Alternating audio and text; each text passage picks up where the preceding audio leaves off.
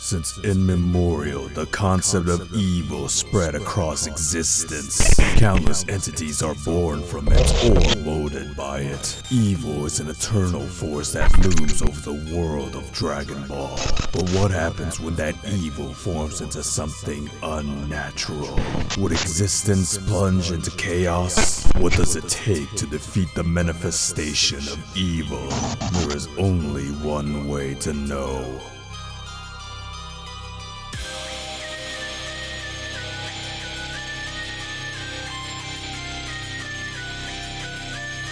Before I start, we need to establish some basis when figuring out Janemba's caliber. Movie scaling is still a contentious topic, so I'll explain how I go about it, cause trust me, it can get heated. One of the main arguments is that each film takes place during a specific saga, therefore they should scale to the anime or manga events. BoJack should scale to Cell, or Cooler should scale to Frieza, etc. However, that technically cannot work because the movies are in their separate continuity, and we cannot prove similar events occurred in the movies just like the anime.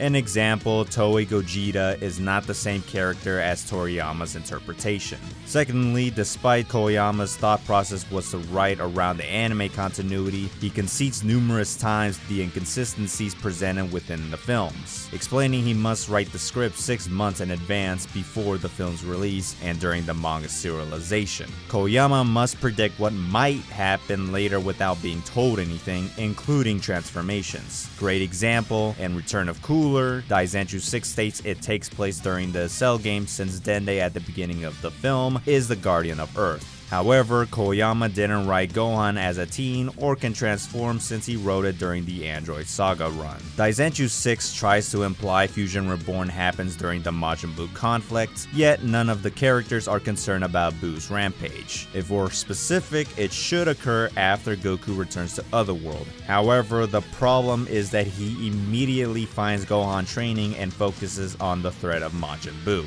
Instead, Goku is participating in the Otherworld tournament. Also, after Majin Vegeta's death, the hero summoned Shenron and granted a wish, forcing Goku to forego the 2 other wishes, leaving them unusable for another 4 months. Yet in the film, they're used again, and for the original dub, Videl never saw Shenron apparently, despite the anime and manga already having Videl witnessing Shenron appear. Plus, if we assume Fusion Reborn must happen after the defeat of Kid Buu, then Vegeta must be alive thanks to Porunga, but movie Vegeta remains dead afterward. Not just the 13 films, the older Dragon Ball films completely rewrites the arcs they loosely adapted. Movie 1 removes Emperor Pilaf and focuses on a king and the Blood Rubies. Movie 2 changes how Goku befriended Krillin and Launch while fighting Lucifer before training with Roshi. Movie 3 makes Chaozu an Emperor and changes how Goku defeats Mercenary Tao. Lastly, Movie 4 changes the entire Red Ribbon Army saga, confirming Toriyama's statements that the films are in different dimensions, which is not a foreign concept because Future Trunks is a multiversal traveler. The concept of multiverse theory is canon to the franchise. Seriously, look at them, 2 Gogetas! The Daizenshuu also goes against the whole movie-anime connection by acknowledging films like the Tree of Might or Bio Broly to be movie events only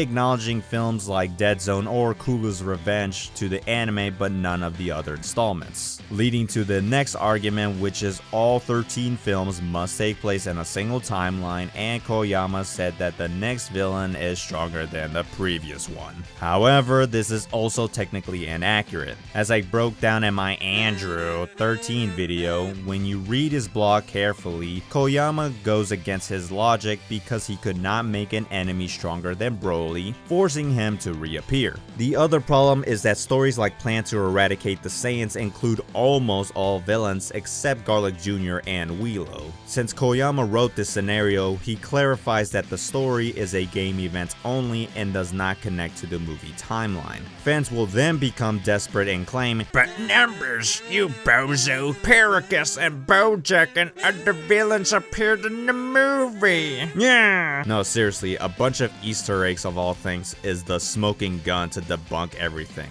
However, as I present presented, you literally cannot prove that any of the characters must be the same version to begin with. Xeno Goku, Kid Trunks, and Super Broly are characters similar in concept but not the same in power as their counterparts. But of course, screw logic.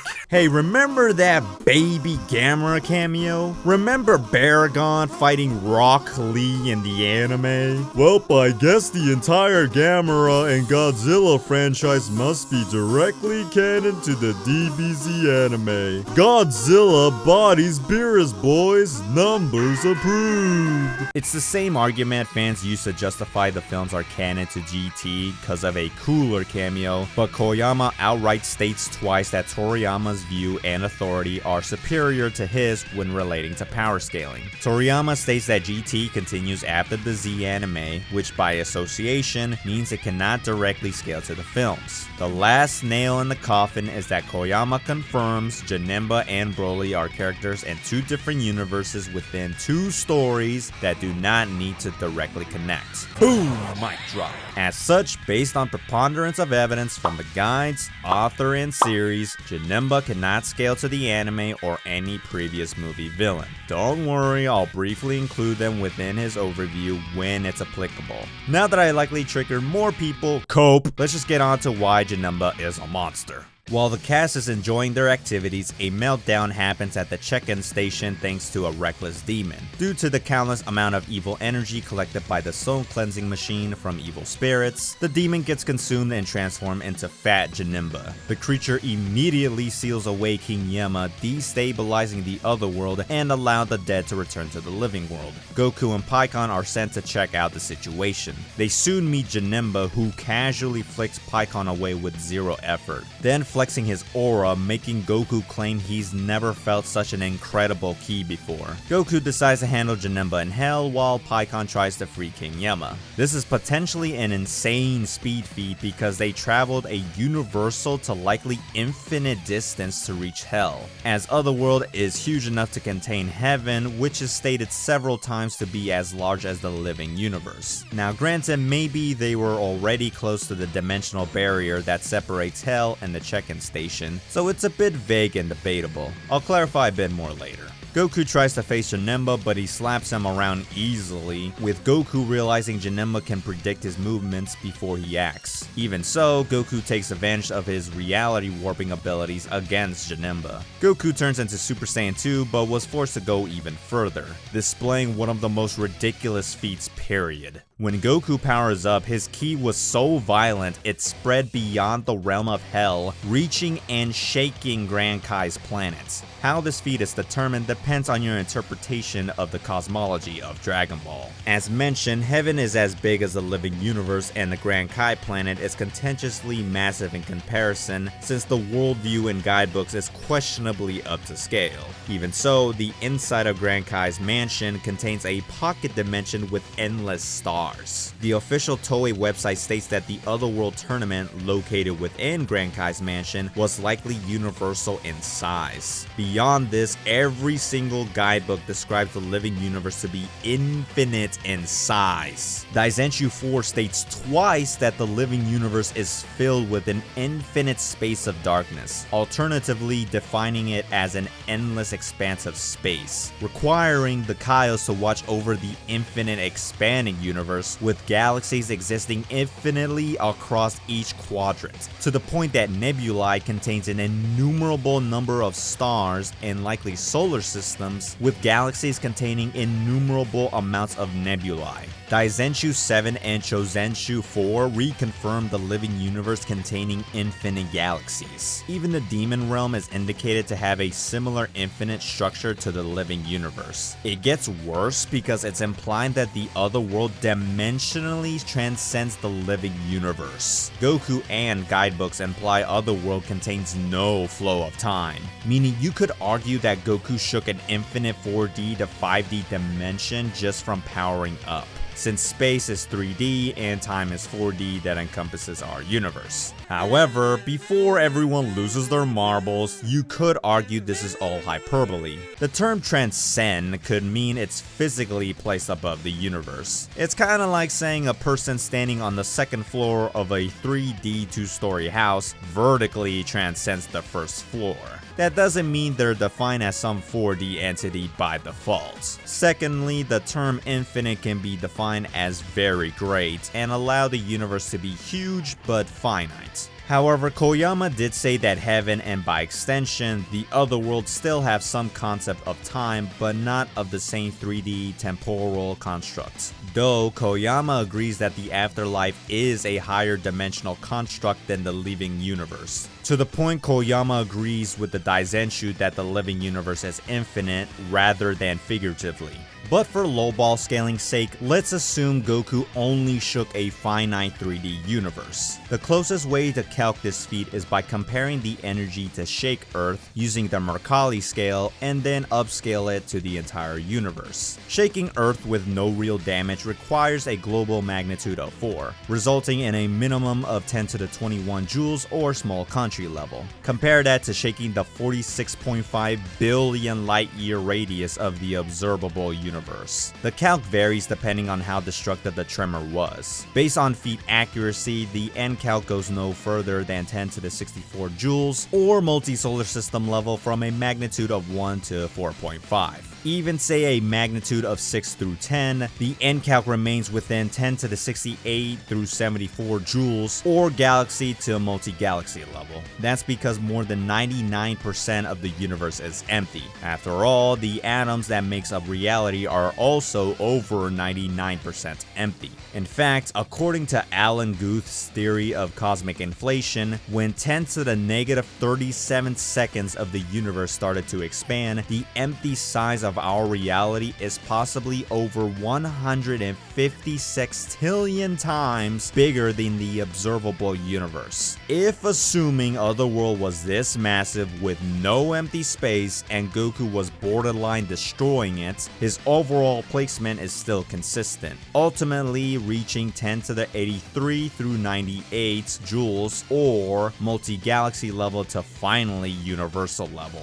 However, this heavily relies on a lot of presuppositions to scale Goku at universal level. Plus, shaking an object doesn't directly equate to power. By this logic, does shaking a bear means you must be as strong as the bear? Does shaking a gun or a grenade means you're as strong as those weapons? Even BoJack in guidebooks is stated to have the power to shake a galaxy. Yet, through the same method we've used for Goku, this would only calc to solar system level if we don't highball the cosmology. Speaking of which, if Hell does not have time, means that Goku can move beyond infinite speed, as the speed equation binds finite or infinite speed to the concept of time, means that when time is 0 or nothing, Goku must not be bound to time to move in his base or transformations, requiring his ki to spread across an arguably third-dimensional construct in 0 seconds. Kind of validating the whole 5D scaling, crazy enough. With all that said, Goku takes on Janemba as Super Saiyan 3 and handles him with extreme ease. However, Janemba regenerates, now transformed into Super Janemba. Although Goku initially damages Janemba, he slowly gets overpowered by his hacks abilities, like the Another Space technique that is using a dimension separate from Hell. Maybe low-key tapping into the 6th dimension if it's outside the 5D otherworld, but that's just my headcanon. Goku nearly dies, but Vegeta saves him in time to join the fight. However, Vegeta gets decimated very quickly. With few options left, they opted to use fusion but fail and turn into Veku.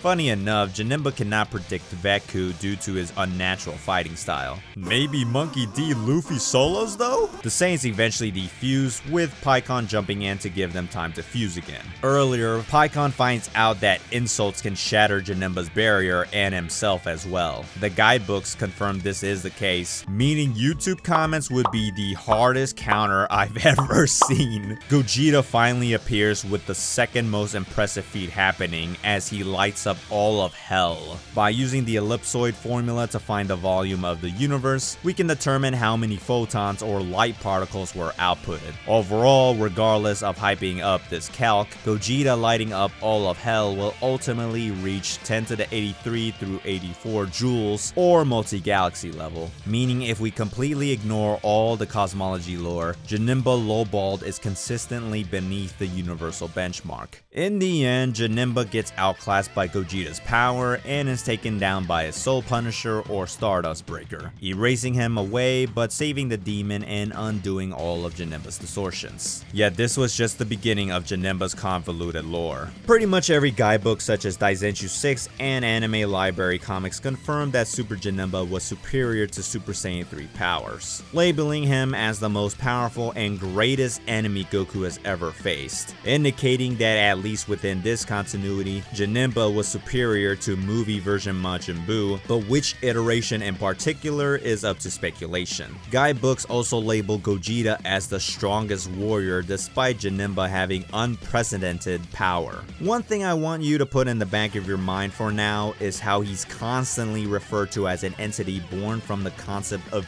evil and not simply from evil energy. Another thing related to anime scaling is that a guidebook tries to imply movie Gogeta could rival anime Vegito, and the winner depends more so on time limit rather than power. If I were to include anime scaling for Janemba, he might scale to Buhan, someone who nearly destroyed the infinite living universe using his ki as confirmed by guidebooks and Vegito himself, only to counter it with his powers, justifying Janemba's highball scaling as consistent, but even without it, there is enough evidence to suggest that to be the case regardless. However, the last rebuttal to all of this is based on Koyama. You see, Toei Animations at one point on their website labeled Janemba as the strongest movie villain, despite Hirudegarn's existence afterward, further debunking the argument that each future villain must be above the previous one. However, Toei removed this statement because Koyama, even by 2023, still views Broly as the strongest in guides and on Twitter. Despite this, Koyama thinks someone like Broly cannot destroy the entire Universe 7 macrocosm, but questionably the microcosms or separate realms. Whether Janemba is the strongest movie villain or not, Koyama doubts his beyond universal powers. And to those who dislike infinite speed scaling, Koyama believes Frieza and Cell can move as fast as spaceships that are beyond light speed, so perhaps by association, Janemba is faster than movie 12 Frieza as a lowball. As a side tangent, I like to debunk one misconception regarding the BZ cosmology. You see, fans misconstrue Koyama's opinions that the Dragon Ball cosmology is a 7D to maybe infinite dimensional construct. However, Koyama reiterates that this is his belief in how he views the real world and does not correlate to the Dragon Ball series. But you know what? It's coming from the same guy who said Janemba cannot use any form of reality warping. I'm just a stupid trash YouTuber numbers who appeals to authority too much, and I think Koyama is once again on crack. We transition onto the games where he first appears in Buu's Fury, adapting the film event with slight differences. Occurring early into the Buu saga, Janemba's backstory changed as King Yema explains he was born from the soul of a crime boss from the demon realm.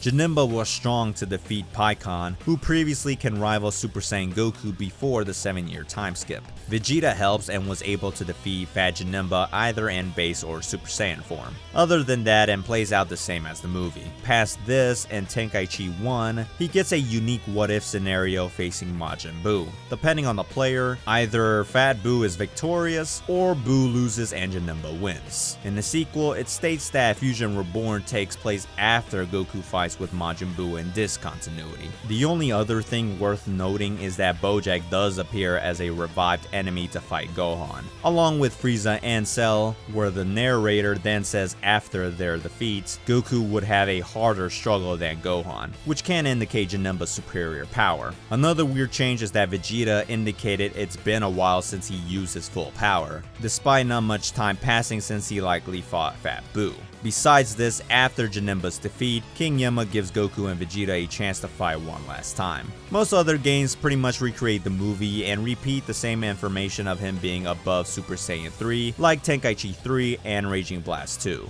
Other games like Zenkai Battle Royale hammer the idea that he is a literal massive evil and has the power to fight beyond dimensions, which could refer to his dimensional axis or his beyond 4D powers. You can disagree for now, cause the Shin Budokai series puts this claim to the test. Taking place after the Buu saga in another timeline, we find Goku recruited by Pikkon and Budokai, where they explain to him that barriers between universes are created, and the dead are returning alive, and they need to resolve it. Goku eventually faces Janemba, but due to his high power and predicting his movements, he struggles to win. Janemba goes on to create a Goku clone for him to face, and after winning, he escapes to safety. Back on Earth, the heroes must handle returning villains, where thanks to several shenanigans, Vegeta arrives in Hell and assists Goku. Much like in the film, Vegeta fails and they try to fuse but also fail, leaving Pikkon to give them time, but Janemba defeats him. Although Gogeta destroys Janemba, they figure that with the dimensional hole still active, Janemba will eventually return.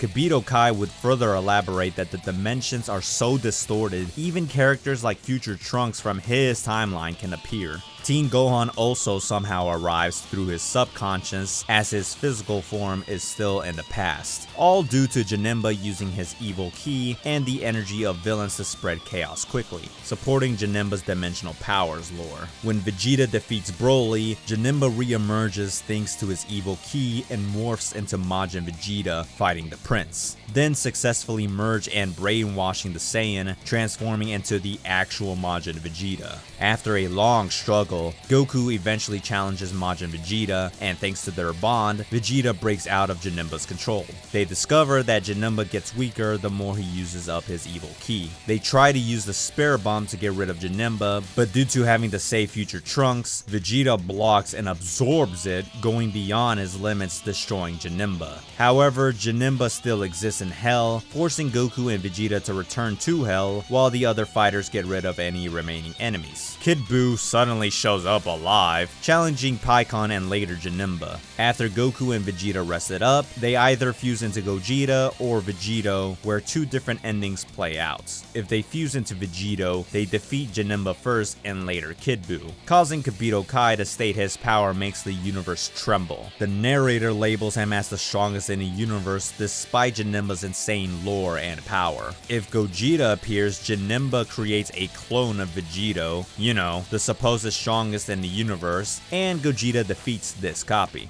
Due to this, Janemba absorbs the clone Vegito and Kid Buu, making him even stronger. Despite this power-up, Gogeta wins once and for all. Of course, by the power of sequels, he returns and Shin Budokai another road, but this time as his future counterpart. The basic gist is that Future Trunks needs help dealing with Future Babidi and Future Majin Buu. The heroes from the present timeline show up to his reality, and Gohan tries to recruit Future Gohan in the process. However, during his journey, somehow Future Janemba appears in the world of the Kais and challenges Gohan. Although Janemba loses, Gohan states that he was toying around and could have lost if he was serious. Janemba escapes to Otherworld and battles Future Pikkon, but once again loses, presumably vanishing. However, after the hero successfully recruited Future Dende and recreated the Earth's Dragon Balls, Future Janemba steals them from Yamcha because of course he had them and flees. In one pathway, he demands a rematch with Future Pikkon but loses again.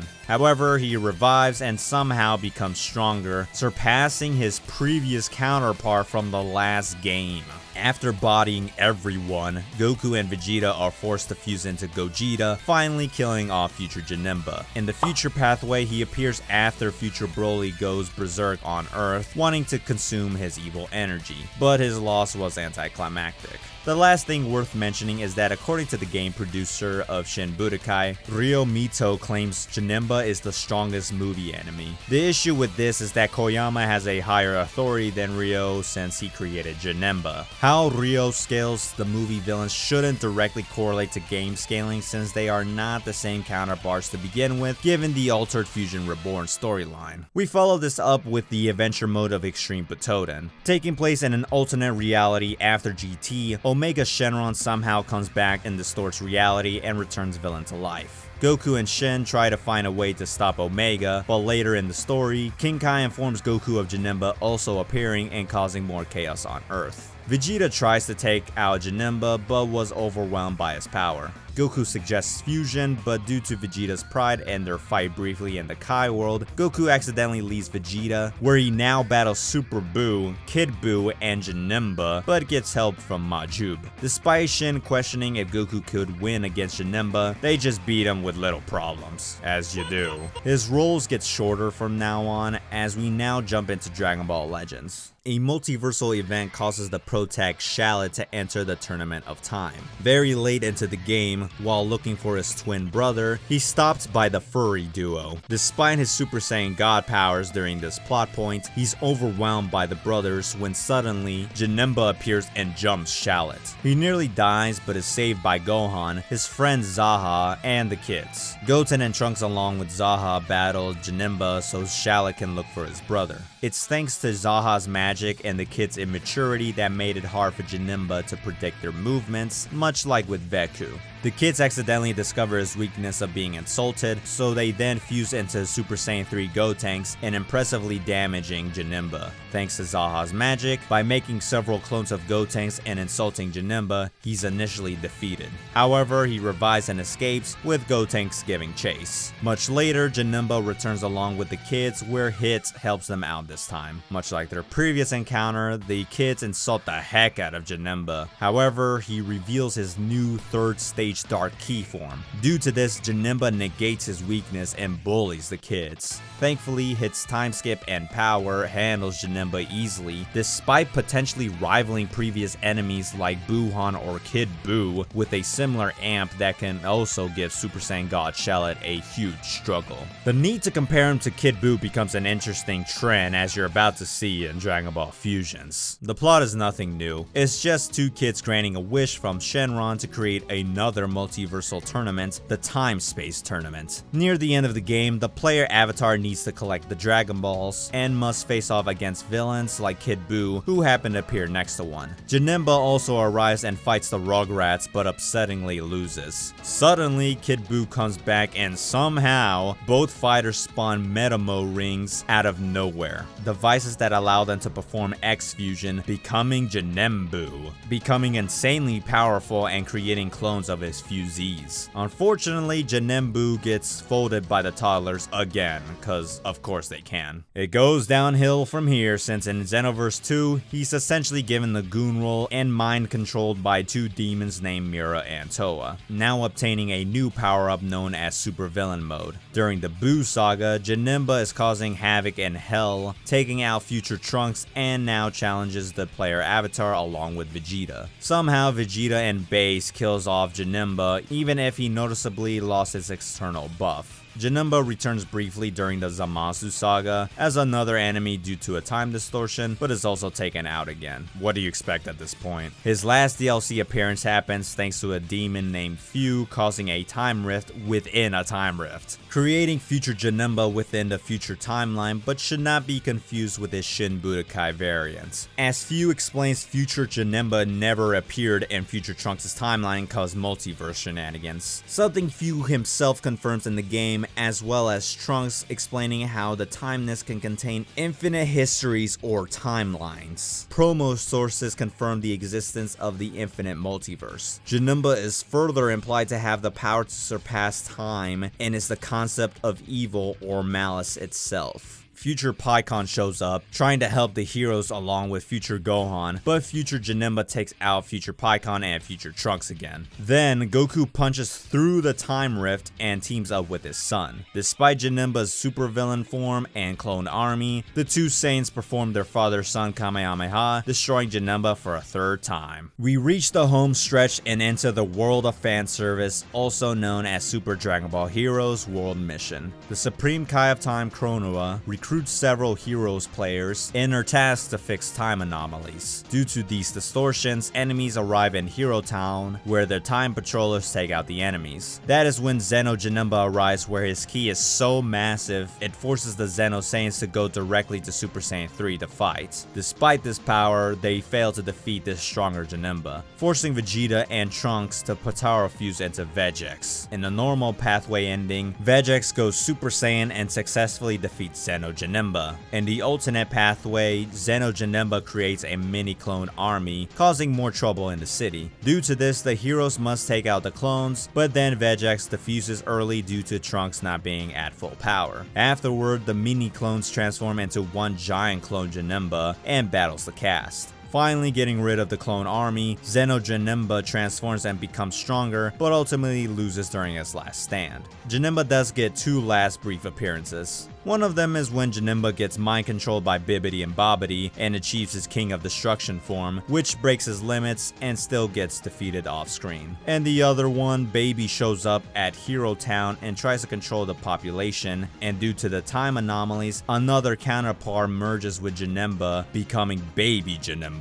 He previously appeared in Ultimate Mission X along with the original Janemba, but sadly he still retains his goon role and has little screen time. Much like that game, Baby Janemba still loses despite their combined power. Thankfully, Janemba ends off on an insane note as we see the true terrors of his power within the anime, manga, and arcade of Super Dragon Ball Heroes. The Dark King, ruler of the demon realm Mechikabura, wishes to regain his prime power. Toa manages to mind control Dende and create the Dark Dragon Balls to wish for his powers back. However, the balls scatter across time and space, so the demons need to retrieve them. One ball merged with Xeno Janemba, becoming stronger as previously shown in World Mission. For the arcade version, the Xeno Saiyans and the player fights Xeno Janemba, initially losing but regenerating and getting stronger. The Saiyans can fuse into Xeno Gogeta and destroys the demon. For the manga version, we instead see Toa and a demon god named Shroom challenging Janemba, getting killed off by a death goon, and while Janemba revives and gets stronger, he still loses regardless. Notice a pattern here? However, Xeno Kid Buu, another Dark Dragon Ball fighter, appears. He previously absorbed Demon God Deborah, transforming it into Dark Demon God Buu.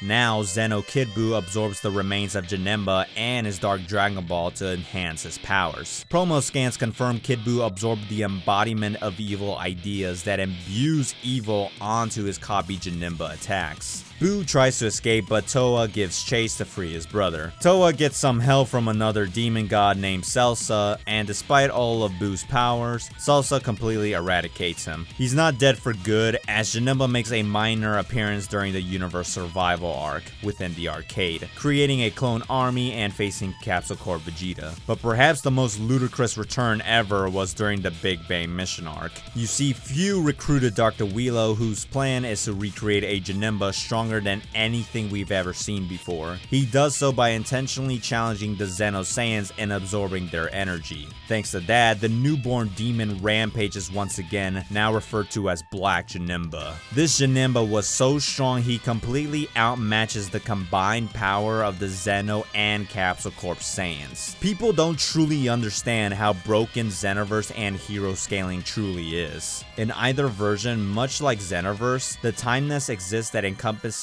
infinite timelines. Prime Mechikabura not only destroys the time nest, but he also absorbs all of time itself. The same enemy that surpasses either Xeno Saiyans, yet their power-up is enough to threaten the flow of time. Then they fuse into Super Saiyan 4 Vegito, who can rival Mechikabura at his peak. Later you have Blue Goku, who is one step above Xeno Goku by his admission, but both fusions, Blue Kaioken Vegito or Super Saiyan 4's Xeno Vegito, barely rival the evil Saiyan Cumber. Thanks to Goku's Ultra Instinct training, his blue form can now rival Cumber's Vegeta's higher forms, meaning Goku got a Potara level increase since their last encounter. Not even these stronger Blue Goku or Vegeta can defeat Black Janemba. Only thanks to everyone infusing their energy onto the two Xeno Saiyans to achieve their limit breaker forms do they win, meaning Black Janemba is monstrously beyond two Potara fusion characters that can give Mechikabura, an infinite multiversal destroyer, a challenge. By the way, Chrono has stated the Demon Realm exists outside of time. The Xeno Saiyans can still move in a realm with zero time in base and become stronger in their higher forms plus Zenkais. Further supported after Mechikabura's defeat, where the cast can move in the void after the Time Nest destruction. Guidebooks also state the demon gods can fly across different eras without any time travel hexes that the Xeno Saiyans scale to, and by association, Black Janemba. This doesn't just apply to the manga or anime of Heroes. Even Ultimate Mission X, an alternate continuity, has Xeno Goku and the Avatar defeat Transcendent Demigra, who can collapse the entire multiverse that Chronoa on her own held off. In World Mission, they defeated Celis, who recreated the entire Dragon Ball world down to the last blade of grass and nearly destroyed the multiverse. All these include the potential 5D Otherworld and the Crack of Time, a realm existing outside of time and macrocosm. Janemba might have the same level of power, speed, and lore presented in whichever continuity of Heroes, regardless of their different storylines. Lastly, promo sources double down that Black Janemba is the physical representation of evil concepts or ideas itself. From Dokkan Battle promo sources to fighters interactions like with Goku Black, from the customizable suit description in Xenoverse 2 to Chronoa's dialogue in games, every source out there agrees that Janemba is an abstract entity of evil, much like Infinite Zamasu existence becoming one with time. Despite all Black Janemba's crazy lore, he ultimately loses to the Xeno Saiyans with their rawest combo attack, the Double Dragon Fist. Finally, as of the release of this video, Janemba appears briefly during the Ultra God mission for the Super Space Time tournament, fighting Kid Buu of course, but sadly we don't know who wins in any of the versions, concluding the entire overview of Janemba's unparalleled power. To summarize everything, I think it's clear to see why Janemba is arguably one of the strongest villains in Dragon Ball. Janemba's feats and lore from movie alone places him extremely high. The bare minimum low ball for his attack potency places him at multi-solar system level for scaling above Super Saiyan 3 Goku, who shook a universal size realm. Beyond this, it depends how much you want to hype his lore and scaling. Either Otherworld is infinite 3D to possibly above 4D in size because of guidebooks. As a decent consensus, his middle ball scaling fits within the finite levels of universal to arguably infinite 3D. Highballed, he's within the lowest level of multiversal to low complex multiversal. Trust me, no matter what range I give to the viewer, people will disagree regardless, so interpret his feats and lore however you wish. I've seen several people even interpreting those dimensional statements to put Goku and Janemba at outer versal level. So if anyone believes I'm overhyping the lore, y'all haven't seen how deep the rabbit hole of degeneracy goes. As for speed, it also depends on lore interpretation. We know for sure Janemba is massively FTL+, since Goku and Gogeta can spread their ki across a universal distance in seconds and be as fast during combat, as well as perhaps scaling above Frieza's FTL spaceship lore based on Koyama's statements. Mid-ball to high-ball, Janemba can have infinite to possibly inaccessible speed since Otherworld arguably has no flow of time, and yet Janemba can still move around in a realm with zero time. Koyama's opinions on the Otherworld somewhat challenges the lore, so Janemba's speed is contentiously debatable as his power. For his game appearances, it's very consistent across the board with little room for speculation. Pretty much all game recreations place Janemba on a similar if not higher level than every Majin Buu incarnation, as each continuity places event 100% during the Buu saga, as well as having Goku compare Janemba's threat level to Buu and above the Super Saiyan level benchmark,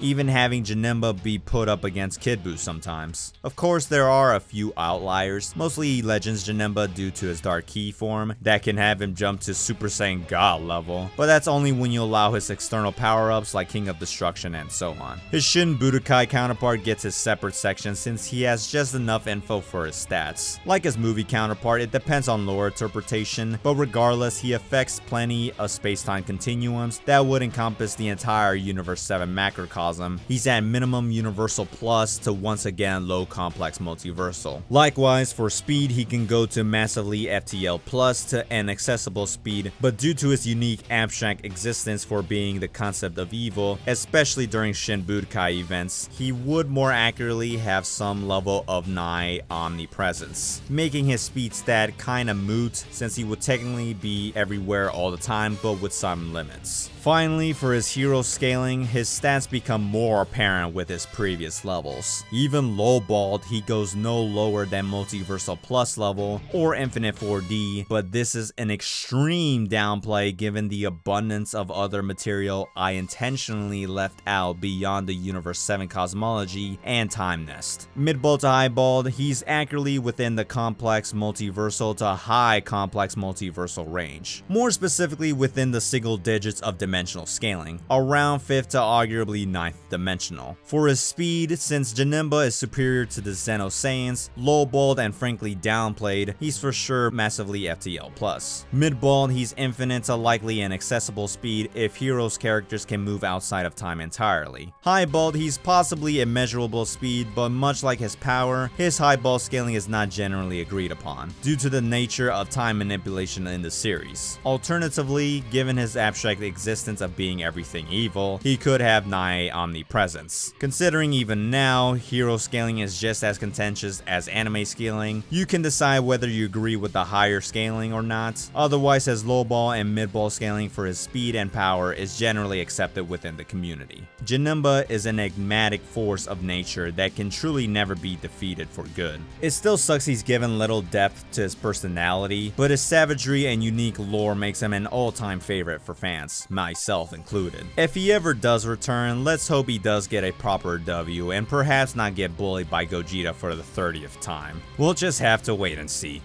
Now I ask, how strong do you think Janemba is? Did I not hype him up enough? Or perhaps you believe he's overrated and not as strong as the series wants us to believe? Leave your thoughts in the comments section. I enjoy reading what the community has to say. Huge shout out to the boys Corredor and Zenkai Battery. Both translated many of the sources I needed, and Zenkai is well respected within the power scaling community. Please check out their social platforms because they deserve the credit for allowing the community to gain access to these obscure materials for us to wrap around our heads over. They will appreciate your guys' support. That's all from me. I hope you guys enjoyed the video. If not, please dislike this video because that button has been feeling really lonely at this point. Stay tuned for more because there are plenty more movie shenanigans to go over. Have a good day and take care. Peace out.